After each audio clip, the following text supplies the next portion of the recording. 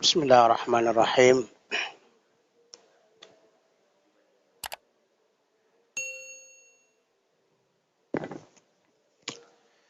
Assalamualaikum warahmatullahi wabarakatuh.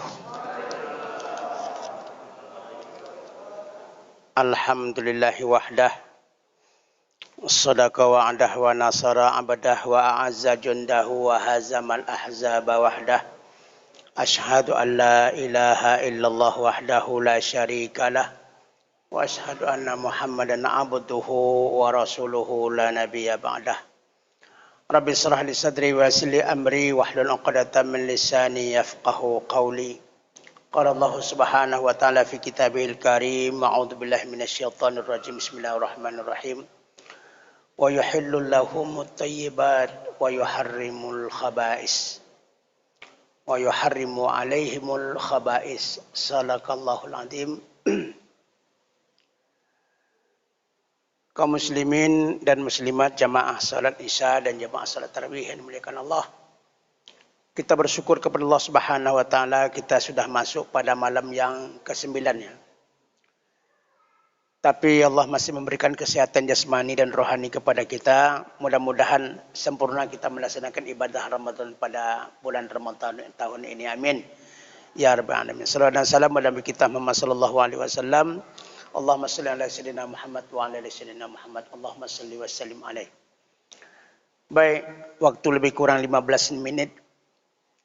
Kita judul santapan rohani Ramadan kita pada malam hari ini adalah bahaya narkoba.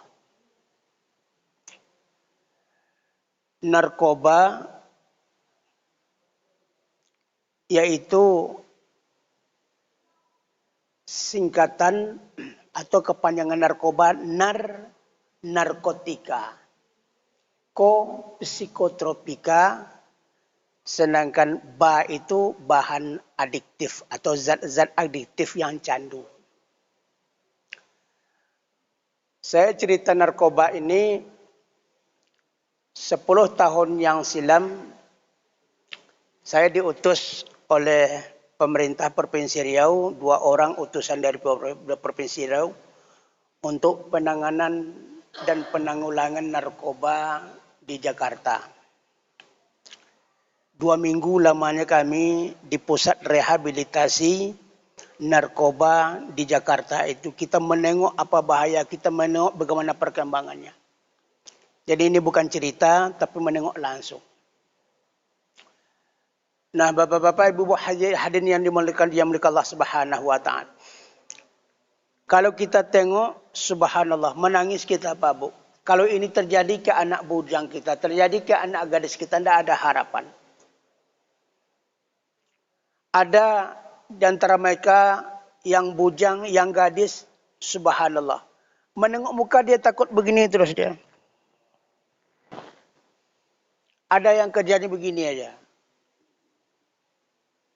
Ada yang tak tahu sekali tidur berkepanjangan. Dan ada apabila kena angin, bulu-bulu tangannya memengkau kesakitan. Ini efek daripada sabu-sabu. Sehingga apa? Kalau dia sudah sakit, dia akan cari lagi sabu-sabu itu. Setelah dia konsumsi akan hilang pula sakit itu. Bisa dia istirahat sehari 2 hari, play dia. Kemudian nanti bangun sakit, lebih sakit dari itu lagi. Nah, maka dia akan cari lagi, tambah dosisnya. Besok sehari 2 hari setelah itu, sadar dia lebih sakit. Seperti itulah kondisinya. Subhanallah. Bapak Ibu hadirin yang Allah Subhanahu wa taala, maka selama kami 2 minggu di situ ada utusan MUI dari umat Islam. Ada 1 utusan dari Kristen, dari Nasrani. Kami 2 minggu di situ menengok bagaimana perkembangan dan bagaimana dahsyatnya anak-anak bujang, anak-anak gadis. Yang tua-tua pun ada juga situ kena. Nah, sebelum saya menceritakan tentang bagaimana bahaya narkoba ini, maka saya sarankan kepada bapak-bapak dan ibu-ibu, berdasarkan wawancara kami terhadap sebahagian orang yang sudah sadar, yang sudah mulai pulih, Apa pengakuannya? Ini terjadi adalah karena beberapa faktor. Yang pertama adalah ibunya sibuk, bapaknya sibuk. Ibunya bisnis, bapaknya bisnis, anak dibiarkan. Ini penyebab. Yang kedua, gara-gara broken home. Pisah suami istri. Suami cari istri baru. Si istri, mantan istrinya, cari suami baru. Anak terserah sama anak. Itu kami wawancari mereka, itulah penyebab-penyebabnya mereka tidak ada tempat pelariannya. Datang kawan mengajaknya. Daripada menu-menu si anak ngopi di sana. Maka hati-hati. Dan gejala-gejala ini yang perlu kita amati. Kalau ada kita menengok anak-anak kita, biasanya dia agak pembantah. Ya, biasanya dia agak menjengkel, tapi ini patuh sepatuh-patuhnya. Jangan cepat bapak dan ibu-ibu berbaik sangka. Kenapa demikian? Anak berubah secara drastis menjadi baik. Kenapa? Karena dia nanti dibalik kebaikan tuh, duit pa, duit pa. Kalau dia menjengkel, membantah terhadap papa dan mamanya, nanti tidak dapat duit. Tidak bisa beli lagi. Ekstasi, sabu-sabu, pil koplo. Tidak bisa dia beli lagi. Jadi bagaimana dia bersendiwara, jadi orang baik.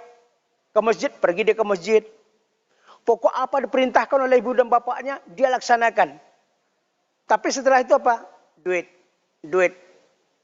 Jadi jangan kita terlalu mengatakan, Alhamdulillah anakku sekarang sudah dididik soleh. Ya, harus kita waspadai perubahan kelakuan yang drastis seperti itu. Coba kita teliti siapa kawannya dan sebagainya sebelum terjadi. Nah, Bapak Ibu hadirin Allah Subhanahu wa taala, Islam sendiri sudah menjelaskan kepada kita dengan jelas sebagaimana Al-A'raf ayat 157. Wa yuhallu lahumut thayyibat. Allah mengharamkan kepada mereka itu yang baik-baik. Wa yuharrimu alaihimu al-khaba'is. Dan Allah mengharamkan sesuatu yang khaba'is, sesuatu yang merusak, sesuatu yang buruk terhadap diri kita. Buruk terhadap akalnya dan pikirannya, buruk terhadap nutrisinya, buruk terhadap fisik dan sebagainya. Nah, Bapak-Ibu hadirin yang Allah Subhanahu wa taala, banyak sekali ayat-ayat Allah Subhanahu wa taala mengatakan wala tulqu bi aidikum illa tahlukah. Jangan kamu campakkan dirimu ke jurang kebinasaan. Wala taqtulu anfusakum. Janganlah kamu bunuh diri kamu, kata Allah Subhanahu wa taala, innallaha kana bikum rahimah. Sesungguhnya Allah sayang dengan kamu. Nah, maka oleh sebab itu apa? Narkoba ini akan berbahaya terutama terhadap akal. Yang kedua terhadap fisik. Yang ketiga yang paling penting adalah terhadap agama. Terhadap akal dan fisik apa bahayanya? Yang pertama bahayanya depresan namanya. Dalam istilah ilmu narkobanya depresan. Apa depresan itu? Narkoba ini akan melemahkan saraf otak, dilemahkannya. Ya. Melemah. Dengan lemahnya saraf otak, akhirnya apa? Melemahkan fisik. Ternyata kalau sudah saraf-saraf ini lemah, fisik kita lemah. Kenapa orang stroke itu dia lemah? Karena saraf-saraf itu yang lemah. Yang kedua ada yang disebut dengan stimulan. Apa yang stimulan itu? Ya. Dia adalah merangsang sistem saraf. Merangsang sistem saraf pusat. Misalnya apa? Kita kadang-kadang kalau kita gembira, keluar dia dari saraf kita itu, keluar dia zat yang membuat kita gembira itu. Dengan narkoba ini keluarnya tidak terbatas, keluar dia. Sehingga happy-nya joget-joget, kita tengok orang narkoba itu joget-joget, tidak pakai lelah dia. Kenapa? Karena keluarnya zat yang membuat dia senang, yang membuat dia happy itu, ya, yang membuat dia ceria itu, tidak sesuai dengan ukurannya, sudah terlalu banyak dia keluar. Dipancing oleh narkoba. Kenapa? Jaringan-jaringan saraf itu sudah rusak. Maka kita tengok berhari bermalam mereka jogging seperti itu, mereka tak capek. Ini bahayanya. Yang ketiga ada namanya halusinasi. Oh, ini yang berbahaya. Kami wawancara langsung kepada seperti apa halusinasi itu. Dia menengok, kadang-kadang dia berada di tong sampah. Tapi dia ditengok sekeliling itu seperti surga. Ada taman-taman, ada kayu-kayuan, ada air, sungai semua. Indah. Disitulah mereka, pelai itu di situ mereka menyaksikan keindahan. Kenapa? Hormon yang keluar, kayak hormon keindahan yang keluar itu dipancing dengan narkoba itu keluar dia semua, Pak. Sehingga keindahan dia tengok. Nanti setelah dia sadar, lah dia ingin menengok keindahan itu balik. Dia konsumsi pula balik supaya dia bisa menengok. Indah seindah-indahnya. Dia ceritakan sama kami, kalau sudah Bapak coba sekali, takkan ada lagi. Kena sekali, maka kita mau 2, mau 3, indah seindah-indahnya. Biasa kalau kita, senang kita, happy kita, biasa saja, sebentar dia selesai. Tapi dipancing dengan narkoba itu, dia akan keluar terus, sampai zat narkoba itu habis. Begitu dahsyatnya. Maka ini katakan halusinasi. Halusinasi itu perasaan yang bohong. Padahal dia di tong sampah, tapi dia menengok suatu hal yang indah. Ya, seperti orang yang tahabatuhu minasyaitan minal mas, seperti orang keras kusa karena kerasukan setan. Dia lari ke hutan, dia katakan, "Kamu di mana?" "Saya naik mobil." Padahal dia lari di semak, dikira itu naik mobil. Itu namanya halusinasi. Nah, ini secara mental, secara fisik akan merusakkan, habis generasi muda. Tapi yang paling berbahaya adalah yufsiduna fid din. Dia akan merusakkan pada agama. Kenapa pada agama? Karena ada namanya daruriyatul khamsah. Ada 5 macam yang wajib kita pelihara.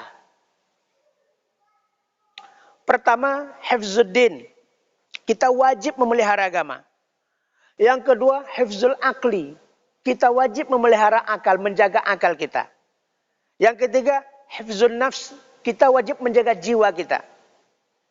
Yang keempat, hifzul nasal. Kita wajib memelihara keturunan kita. Yang kelima, hifzul mal. Kita wajib menjaga harta kita. Antara agama dengan akal itu satu paket. Allah Subhanahu wa taala menurunkan agama karena kita berakal. Kenapa Allah turunkan kepada manusia agama? Karena manusia punya akal, karena manusia punya nafsu, karena manusia punya kalbun, hati. Kalau punya akal saja, tak perlu agama. Malaikat tidak ada agamanya. Kalau hanya punya nafsu, tak perlu juga agama. Maka iblis tak perlu agama, dia hanya punya nafsu. Malaikat hanya punya akal. Manusia punya hati, yang isi hati itu 2. 50% akalnya, 50% nafsunya. Narkoba ini membunuh akalnya, membunuh otaknya, yang muncul adalah nafsunya. Dalam surah Fajar Allah Subhanahu wa taala menjelaskan, wa nafsin wa ma sawwaha fa alhamaha fujuraha wa taqwaha. Nafsu, jiwa dan seperangkat nafsu dan jiwa itu dia bisa menerima fujur, jahat, dan bisa menerima takwa. Nah, syaratnya apa? Kalau nafsu mengalahkan akal, nafsu jadi jahat. Kalau akal mengalahkan nafsu, nafsu jadi takwa. Narkoba merusak apa? Merusak akalnya. Kalau akalnya rusak, jiwanya rusak sekalian. Kalau nafsunya rusak, jiwanya rusak, maka yang muncul fujur, kejahatan. Coba kita tengok, gara-gara narkoba terjadi seks bebas. Ya kan? Gara-gara narkoba, orang tak segan lagi mencuri, merampok. Gara-gara narkoba, ibu dan bapaknya dibunuh. Anak yang kecandu narkoba, tiba-tiba TV hilang, Pak. Mana TV? Entah. Mata wak katanya kan. Rupanya TV itu udah dijualnya. Besok sepeda motor dijual anak.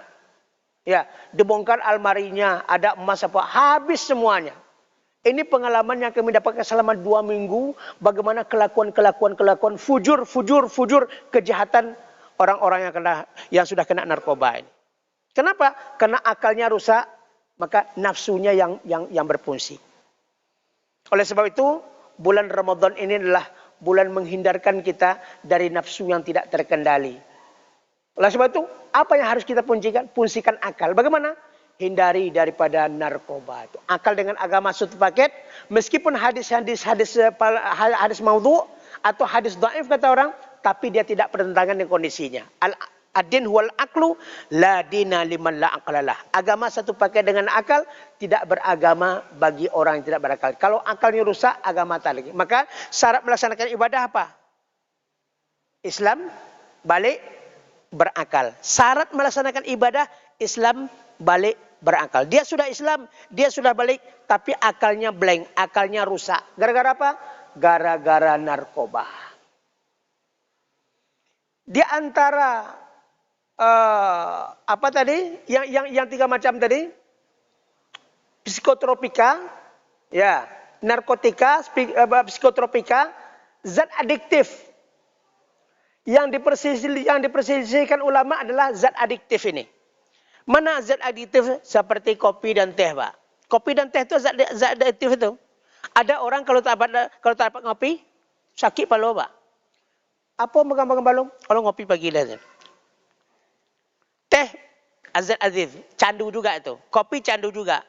Lebih tinggi daripada teh dan kopi apa? Rokok. Tembakau itu zat adiktif namanya.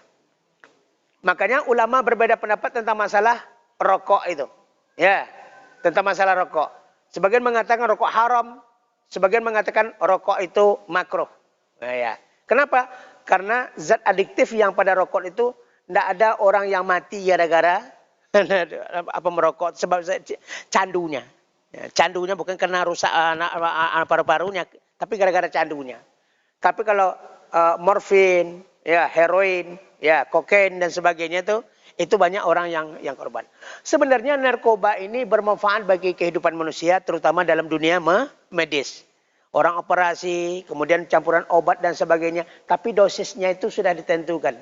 Ini tidak dia konsumsi secara berlebihan. Ini yang membuat bahaya itu.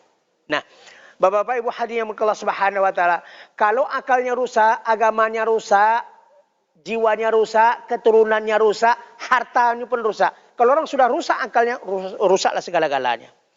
Oleh sebab itu saya mengharapkan kepada kita semua, dan saya juga termasuk anggota BNN, Badan Narkotika Nasional, dan juga termasuk anggota BNP, Badan Narkotika Provinsi, tapi sekarang sudah tidak lagi karena sudah berganti regulasinya.